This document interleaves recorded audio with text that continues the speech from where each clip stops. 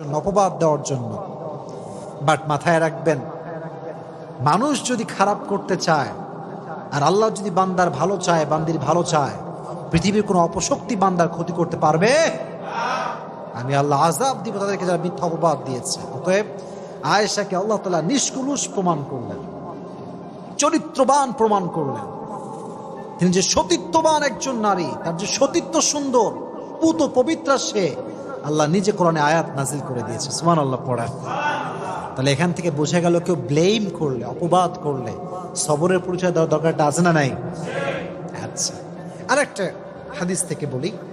আমি আগেই প্রশ্ন করেছিলাম, আমি আবার রিপিট করছি। নবীজির ফার্স্ট ওয়াইফ কে ছিল? প্রথম বউ খাদিজাতুল কুবরা রাদিয়াল্লাহু তাআলা আনহা। বলেন, নাম ছিল কি? আরো জোরে বলেন, নাম ছিল কি? খাদিজা রাদিয়াল্লাহু তাআলা আনহা। আমি খুবই শর্টকাটে কথাটা বলতে চাই, কারণ আমাকে অনেকগুলো আয়াত বলতে হবে, নবীর জীবন থেকে কিছু এক্সাম্পল দেওয়া লাগবে, তাই আমি এগুলো লম্বা করতে চাচ্ছি না। মনে রাখবেন, জীবনের কেউ হারিয়ে যাওয়া, এটা হারিয়ে যাওয়া নয়, এটা রবের পক্ষ থেকে পেগাম যে তোমার জন্য এর চাইতে বেটার অপশন আছে। সুবহানাল্লাহ পড়া। একটু ভাবেন, হাদিস থেকে বলি। যখন খাদিজা রাদিয়াল্লাহু তাআলা আনহা বিয়ে করলেন, প্রথম হাজব্যান্ড, খুব সুন্দর সংসার, খুব সুন্দর জীবন।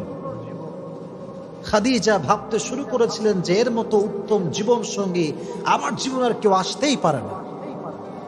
He is the best person that I have ever seen in my life. এর চাইতে বেটার অপশন কে হতে পারে? হঠাৎ করে সে মারা গেল। প্রথম হাজব্যান্ড জাস্ট শেষ, মুহূর্তেই শেষ। যখন মারা গেল প্রথম হাজবেন্ড, খাদিজাতুল কুবরা রাদিয়াল্লাহু তাআলা আনহা ভেঙে পড়লেন, সবর হারায়নি। ভেঙে যাওয়া মানে সবর হারানো নয়। আপনি তো ভাঙবেন, কারণ আপনি মানুষ।